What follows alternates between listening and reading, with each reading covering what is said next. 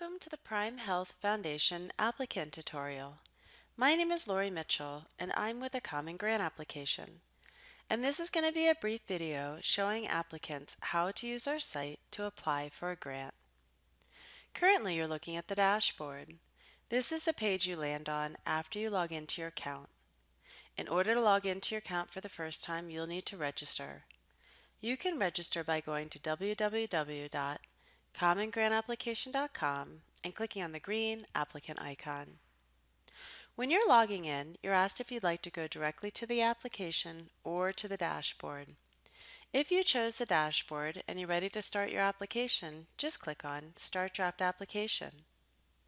Multiple grant makers use the Common Grant Application site to receive and manage grants, so find the Prime Health Foundation and you're going to want to click on Select Program next to that name. The Common Grant application uses the term program, which is the same as your focus area. So the three focus areas for the Prime Health Foundation are listed here. Before you start your draft application, though, you can print your application if you'd like to review it in a paper format in a PDF. There's an action drop-down next to each focus area, and there's a Print to PDF. If you click on this, it'll generate a PDF of all the questions in the application. But when you're ready to start your application, just click on Start Draft App next to the focus area. You're now in the draft application. You can see there are tabs on the left-hand side. These are the different pages you need to go through in order to submit your application. Currently, we are on the instructions page. Please make sure you scroll down and read all of them. At the bottom, the grant maker has loaded a program budget template. They would like you to download this file, complete it, and then upload it in the application. To access this file, you just click on the file name. When you're ready to move to the next page, you can use the arrows on the right. Anytime you want to go forward, you can use the arrows, or backwards and use the arrows, or you can jump ahead by clicking on the tabs on the left. If you've entered any information on a page and you click the arrows or the tabs on the left, that information will automatically be saved. However, if you're going to be on one page for an extended period of time, entering a lot of information, I recommend clicking the Save button periodically. Any field with a red asterisk means it is required. You cannot submit this application until you fill out all the required fields and upload all the required documents. If there's no red asterisk, it is optional. After the primary contact page is the organization documents page.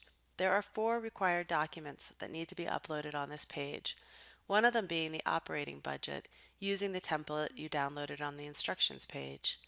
When you're ready to upload a file, for example, if I'm going to upload my tax determination letter, I just click on Upload next to that name, click on Browse, find it in my computer, click on the file, and click Save. The next page is the agency profile page. This page has some text fields on it. For example, this question, describe your organization agency, allows 900 character answers. As you type, you can see the character count goes down, letting you know how many characters you have left. Spaces are included as characters. You can type your answer in other programs such as Microsoft Word and cut and paste. Some browsers allow you to extend these boxes and make them bigger. You're going to then move from the Program Service Area and Budget, Program Abstract, Program Target Demographics, Program Outcomes and Timeline, Program Sustainability, and Application Agreements. When you've completed all the required fields and uploaded all the required documents, it doesn't matter what page you're on, but this button, Submit Application, will turn green and you can click on it, submit your application. You will receive an application number on the screen. You will also receive an email confirmation letting you know your application was successfully submitted. You can also find a copy of your application under your Grants tab off of the home page or the dashboard. You do not have to finish this application in one sitting either. You can pause out of this at any time. If you click Pause, Save and Pause, you go back to the dashboard. You can log out in the upper right-hand corner. When you log back in, you have a Resume Draft Application and an Exit Draft Application. If you click on Exit Draft Application, you don't lose any work that you've entered. You just remove that you're working on the draft. If you did this by accident, just click on Start Draft Application, select the Prime Health Foundation, and go back in. If you click on Resume Draft Application, it takes you right back to the page that you left off. So if you think you've filled out all the required fields and uploaded all the required documents, but you still don't have a Submit Application button, you can click on the Preview Check Application button.